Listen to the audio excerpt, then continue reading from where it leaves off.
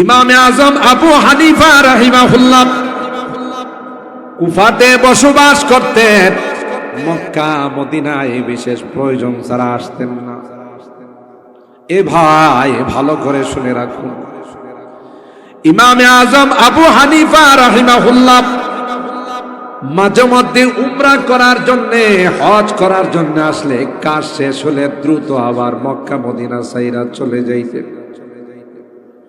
একবার মদিনার মধ্যে ইমামে মালিক আলাইহির রহমা থাকেন, তাই উনাকে ইমাম দারিল হিজরা বলা হয়। ইমামে মালিক আলাইহির রহমা মদিনা থেকে কখনো বের হতেন না। রওজায়ে পাকের পাশে বৈশা তিনি হাদিস পড়াইতেন। কখনো মদিনা সাইরা তিনি যাইতেন না, কারণ ওনার দিলের তামান্না যখন আমার মৃত্যু হবে গো, নবীর শহরে যেন আমার মৃত্যু হয়। ইমামে মালিক আলাইহির রহমা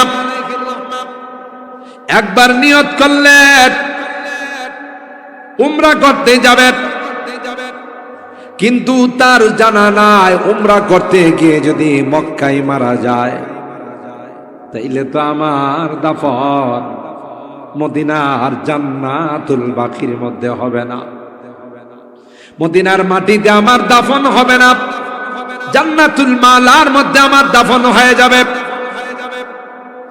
এই টেনশন নিয়ে তিনি যখন ঘুমাইলেন, হঠাৎ করে ঘুমের মধ্যে হযরতে আজরাইল আলাইহিস সালামের সাথে দেখা। সুবহানাল্লাহ। দেখা আজরাইল আলাইহিস সালামকে বললেন, ভাই, বুখারী শরীফের শরাফ ফয়জুল বারীর মধ্যে আসছে ঘটনা। বললেন, ভাই, তোমার সাথে দেখা হয়ে গেল, একটু দাঁড়াও, আমাকে একটু বলবানি আমার হায়াত আর কতদিন আছে, কারণ হায়াতের মন্ত্রণালয়ের দায়িত্ব তো তোমার কাছে।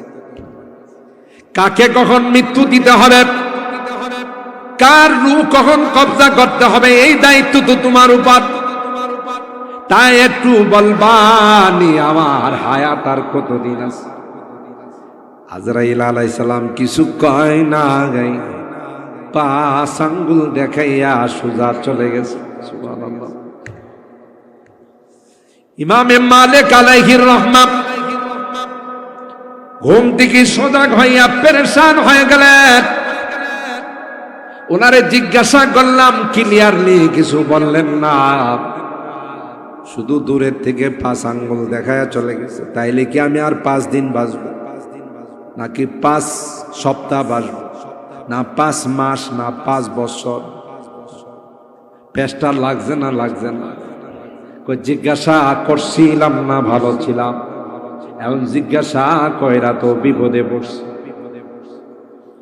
খাদেমকে পাঠাইলেন, স্বপ্নের ব্যাখ্যা তো আমার জানা নাই।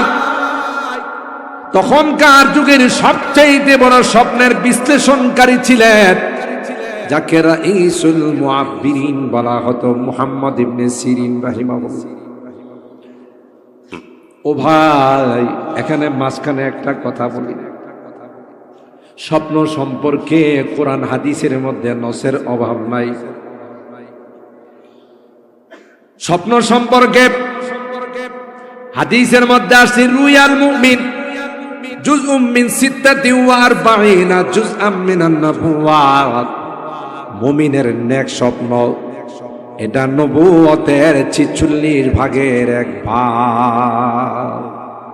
সুবহানাল্লাহ। আস্তে কর।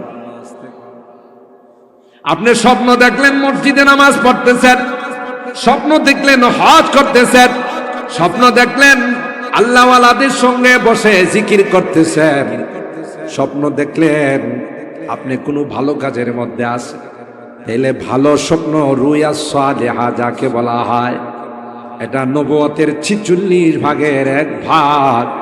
তার মানে হলো আল্লাহ নবীর উপর ওহী আসছিল টোটাল 23 বছর, এর মধ্যে 6 মাস ওহীর সিলসিলা ছিল স্বপ্নের মাধ্যমে। সুবহানাল্লাহ। 23 কে যদি 2 দিয়া গুণন দেওয়া হয় কত হয়? আমি আবার অঙ্কতে খুব কাঁচা। তাইলে 6 মাস, 12 মাসে এক বছর না, তো 12 মাসে যদি 1 বছর হয়, 6 মাস 1 বছরের অর্ধেক, ঠিক কিনা বলেন? কয় মাস? 1 বছরের অর্ধেক কত? 23 বছর আল্লাহর নবীর উপর ওহী নাযিল। 13 বছর মক্কায়, 10 বছর, কথা কয় না, সব চুপচাপ বলে। 13 বছর কোথায়? মক্কায়, আর 10 বছর মদিনায়। এই 23 বছর আল্লাহর নবীর উপরে টোটাল নবুয়তের জিন্দেগি ছিল। এর আগে তো 40 বছর আল্লাহ মক্কার মানুষের মধ্যে আল্লাহ নবীকে বড় করছেন। সুবহানাল্লাহ। একটা অক্ষরও পড়ান কারো কাছে পাঠান নাই। সর্বপ্রথম তো আল্লাহ শিক্ষা দান করছেন হেরা গুহায়। সুবহানাল্লাহ, ঠিক কিনা বলেন? তালিমুল কোরআন, মদিনাতুল উলুম তালিমুল কোরআন। এই তালিমুল কোরআন, কোরআনের প্রথম তালিম আল্লাহর হাবিবকে স্বয়ং আল্লাহ দিয়েছেন হেরা গুহায়, ঠিক কিনা বলেন? ওখান থেকে আল্লাহর নবীর শিক্ষার জীবন শুরু হয়। এর আগে তিনি উম্মি ছিলেন, আনপড় ছিলেন। আল্লাহ বলেন কোন উস্তাদ, টিচার, শিক্ষক দিয়ে আপনাকে পড়ায় নাই, কারণ আপনি হবেন সরাসরি আমার ছাত্র। আর আস্তে আল্লামানি রব্বি ফা আহসানা তালিমি, পয়গম্বর কায় আমাকে দুনিয়ার কোনো মানুষ পড়ায় নাই, দুনিয়ার কোন টিচারের কাছে অক্ষর গান অর্জন করি নাই, স্বয়ং আমার আল্লাহ আমাকে শিখাইছে। হযরত জিবরাইলকে আল্লাহ প্রেরণ করে দিলেন, জিবরাইল আমার পক্ষ থেকে তুমি দুধ হয়ে যাও, গিয়ে সরাসরি আমি পড়াবো, তুমি শুধু মাধ্যম হবে। সুবহানাল্লাহ। এই জন্য নবী বলেন আল্লামানি রব্বি ফা আহসানা তালিমি, আমার রব আমাকে পড়াইছেন, এর চাইতে সুন্দর টিচার আর বিশ্বের মধ্যে হতে পারে না। তালিমুল কোরআন, তালিমুল কোরআন, কোরআনের শিক্ষা স্বয়ং আল্লাহ আল্লাহর হাবিবকে দিয়েছেন। সুবহানাল্লাহ, জোরে বলে। হেরা গুহায় শিক্ষা আসছে, যেই শিক্ষা মানব রচিত শিক্ষা নয়, এটার সম্পর্ক রূহের জগতের সঙ্গে, ঠিক কিনা বলেন? কোন জগতের সঙ্গে? রূহের জগতের সঙ্গে এই শিক্ষার সম্পর্ক। আপনাদের এই মদিনাতুল উলুম তালিমুল কোরআন মাদ্রাসাতেও যা পড়ানো হয়, এটাও সেই হেরা গুহার শিক্ষা। কথা বলেন, ঠিক কিনা? এই জন্য পৃথিবীর কোন শিক্ষা সম্পর্কে, পৃথিবীর কোন শিক্ষা সম্পর্কে বলা হয় না এটা শ্রেষ্ঠ শিক্ষা। একমাত্র, কেবলমাত্র, শুধুমাত্র কোরআনের শিক্ষাকে বলা হয়েছে সর্বশ্রেষ্ঠ শিক্ষা। এবং এই শিক্ষা যারা অর্জন করে, শিক্ষা যারা দেয়, শিক্ষা যারা নেয়, এর সাথে যারা সম্পর্ক রাখে, তাদেরকে শ্রেষ্ঠ সন্তান ঘোষণা করে। কারণ এই শিক্ষা রূহের জগতেও ছিল, এই শিক্ষা আলমে আরহামের মধ্যেও ছিল, এই শিক্ষা দুনিয়াতেও আছে, এই শিক্ষা কবরের জগতেও থাকবে, এই শিক্ষা বরজখের জগতেও থাকবে, এই শিক্ষা ময়দানে মাশরেও থাকবে, জান্নাতেও থাকবে। সুবহানাল্লাহ। এটাই হলো সবচেয়ে শ্রেষ্ঠ শিক্ষা। এর উপর আর কোন শিক্ষা হতে পারে না। এই জন্য এর সাথে যারা সম্পর্ক রাখবে, এর সঙ্গে যাদের মহব্বত থাকবে, এর সঙ্গে যাদের ভালোবাসা থাকবে, আল্লাহ পাক হাবিবকে জানান, পয়গম্বর আপনি জানিয়ে দিন, এই শিক্ষার সঙ্গে যাদের সম্পর্ক থাকবে এরাই হলো শ্রেষ্ঠ। এবং কোন সম্পর্ক দুনিয়ার কাজে লাগবে না, সব সম্পর্ক দুশ্মন হয়ে যাবে, একে অপরের বিরুদ্ধে মামলা দায়ের করবে। আল্লাহর কসম, কোরআনের শিক্ষার সঙ্গে যাদের সম্পর্ক থাকবে, কোরআনের পাখীদের সঙ্গে যাদের সম্পর্ক থাকবে, ওই কবরের মধ্যেও তাদের সঙ্গে কোরআন থাকবে, আল্লাহর আদালতেও কোরআন থাকবে। যতক্ষণ পর্যন্ত আল্লাহ জান্নাতের মেহমান না বানাবে ততক্ষণ পর্যন্ত তাদের সঙ্গ ছেড়ে যাবে না। এত দামি শিক্ষা। তাইলে কি বলতেছিলাম, পয়গম্বর আরবি সাল্লাল্লাহু আলাইহি ওয়াসাল্লামের প্রথম 6 মাস যে তার উপরে ওহী আসছে স্বপ্নের মাধ্যমে। কিসের মাধ্যমে? এই জন্য নবীদের স্বপ্ন আর আমার আপনার স্বপ্ন এক পাল্লায় মাপলে চলবে। আমি আপনি সারাদিন যা করি ঘুমায়া তাই করি, কথা কয় না। রায়পুরার মানুষ কয় না, ঢাকার মানুষে কয়।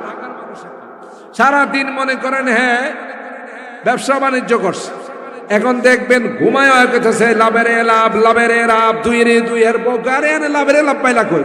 আমি কি বাড়ির মধ্যে আছে, আমি তো মনে করছি দোকানে মাল মাপতেছি। কথা বলেন ঠিক কিনা?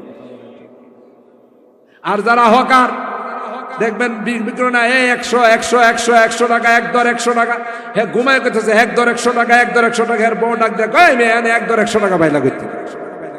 কথা কয় না। সারা দিন যা করে রাত্রের বেলায় তাই কয়, ঠিক কিনা বলেন? কিন্তু নবীদের স্বপ্ন আমার আপনার স্বপ্নের মতো না। নবীদের স্বপ্ন সুবহানাল্লাহ। কেন? বেশ কমটা কি, আমি আপনি যখন ঘুমাই আমার চোখও ঘুমায় আর রূহ তো চলে যায় আল্লাহর কাছে। আর নবীরা যখন ঘুমায় তখন শুধু তাদের চোখ ঘুমায়, কলব ঘুমায় না। তানামু আইনাইয়া ওয়ালা ইয়ানামু কলবি। এই জন্য নবীদের স্বপ্ন ওই ইব্রাহিম আলাইহিস সালাম ইসমাইল আলাইহিস সালামকে জবাই করার জন্য স্বপ্ন দেখছিলেন না? কথা কয় না। তাহলে উনি যে এটাকে বাস্তবায়ন করার জন্য রেডি হয়ে গেলেন কেন? যে এটাও ওহী। সুবহানাল্লাহ বলেন। তো স্বপ্ন ভালো, স্বপ্ন এটার বিশ্লেষণ ভালো, খারাপ স্বপ্নের বিশ্লেষণ খারাপ। কোন স্বপ্ন দেখলেই কাউকে বলা যাবে না। জাননেওয়ালা ব্যক্তি, আল্লাহওয়ালা ব্যক্তি, বুজুর্গ যারা, তাদের কাছে বললেন, অন্যর কাছে বললে এটা আজে বাজে তাবির করব, আপনার স্বপ্নটা নষ্ট হয়ে যাবে। তো ইমাম মালিক রাহমাতুল্লাহ আলাইহি স্বপ্ন দেখছে, মনে আছে তো? না বুঝলে গেছে। তখনকার যুগের সবচেয়ে বড় বিশ্লেষণকারী রাইসুল মুআব্বিরিন মুহাম্মদ ইবনে সিরিনের কাছে পাঠাইলেন। কি স্বপ্ন দেখছিল মনে আছে না? বুঝলা গেছেন? কাকে স্বপ্ন দেখছে? আজরাইল আলাইহিস সালাম। কি কইছে আজরাইল আলাইহিস সালাম? সুবহানাল্লাহ। ইমাম মালিক আলাইহির রহমা খাদেম কি বলে দিলেন, খাদেম মুহাম্মদ ইবনে সিরিনকে শুধু স্বপ্নটা বলবা, কে স্বপ্ন দেখছে রে সেটা বলবা না, পরিচয়টা দিও না, শুধু স্বপ্নটার বিশ্লেষণ জেনে আসবা।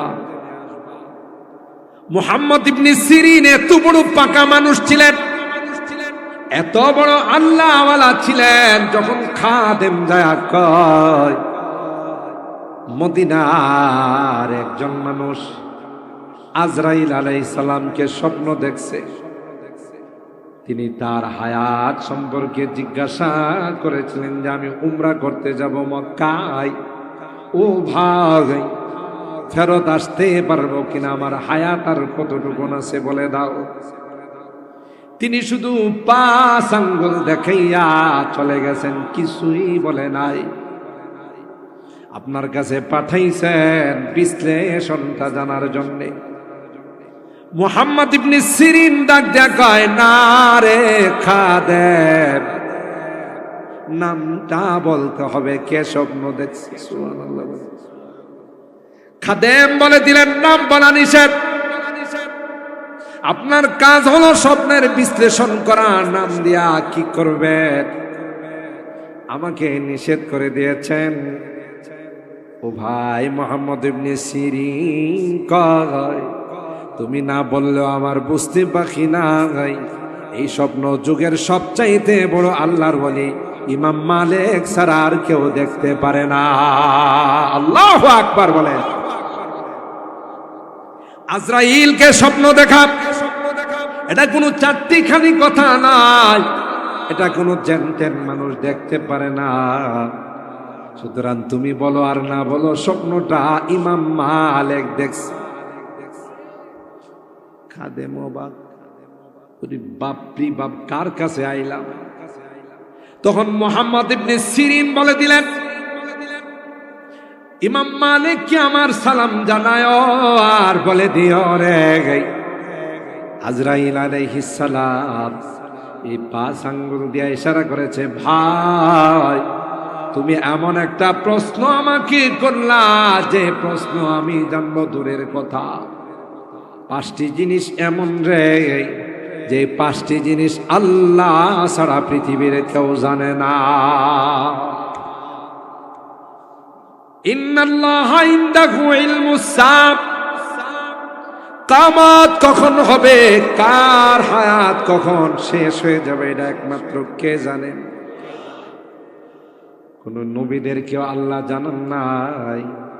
আজরাইল গো ভাই, তুমি মনে করছো এই মন্ত্রণালয়ের মন্ত্রী আমি জানি না রে, না।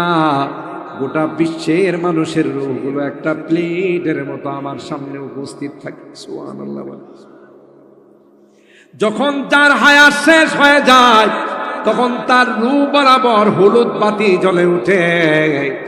তখন নাম ঠিকানা নিয়ে আমার সহচর যারা আছে তাদেরকে ওখানে পাঠায়। এর 1 সেকেন্ড আগে আমিও জানি না। দেখছে, ইন্নাল্লাহা ইনদাহু ইলমুস সাআ, কিয়ামত কখন হবে এটা আল্লাহ ছাড়া পৃথিবীর কেউ জানে না। হ্যাঁ, তার আগে কিছু নিদর্শন, সিমটম, আলামত আছে। ওয়ায়ুনাজ্জিলুল গায়ব, বৃষ্টি কখন হবে কেউ জানে না। সবাই জানে শীতের দিন বৃষ্টি হয় না, কিন্তু 2 দিন আগে মুষলধার বৃষ্টি হয়ে গেছে। কথা কয় না? বৃষ্টি বাতাস, অনেক এলাকায় মানুষ মারা গেছে, অনেক এলাকায় গাছপালা পড়ে গেছে। এটা তো সাধারণত এই সিজনের মধ্যে হয় না, কিন্তু আল্লাহ অর্ডার দিলে হয় না। কিন্তু আমার দেশে কিছু জ্ঞান পাপী আছে, দেখবেন দুর্যোগ আসলে এরা কয় যে নিম্নচাপ, উচ্চচাপ, মধ্যচাপ। কথা বলেন ঠিক কিনা? সমুদ্র বলে চাপ মারছে, কথা কয় না। পানির সমুদ্র চাপ মারছে, পানি আর যাইব কই, পানি উঠে গেছে। পাগল ছাগল কোথাকার, কথা বলেন ঠিক কিনা?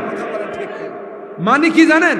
এই যে দেখবেন মাঝে মধ্যে ভূমিকম্প হলে পরের দিন দেখবেন বিভিন্ন মিডিয়াতে, ইলেকট্রনিক্স মিডিয়া বলেন, প্রিন্টিং মিডিয়া বলেন, সবগুলোতে লেখে যে আমাদের দেশটা প্লেনের মাঝখানে। এই জন্য মাঝে মধ্যে জমিন একটু নাড়াচাড়া করলে, অনেকদিন আগে তো আল্লাহ এগুলো সেট আপ দিছে, এখন মাল মশলা সব ক্ষয় হয়ে গেছে, এই জন্য এখন জমিন নাড়াচাড়া করে। নাউজুবিল্লাহ কর। এগুলোর দিকে কোনোদিন কর্ণপাত করবেন না, সবগুলো আল্লাহর গোলাম। কথা বলেন ঠিক কিনা? কোনো কিছুই, ঘূর্ণিঝড় বলেন, সাইক্লোন বলেন, অতিমাত্রার গরম বলেন, অতিমাত্রার শীত বলেন, যত বিপদ আপদ যত কিছু হয় সবগুলো কারো অর্ডারে হয়।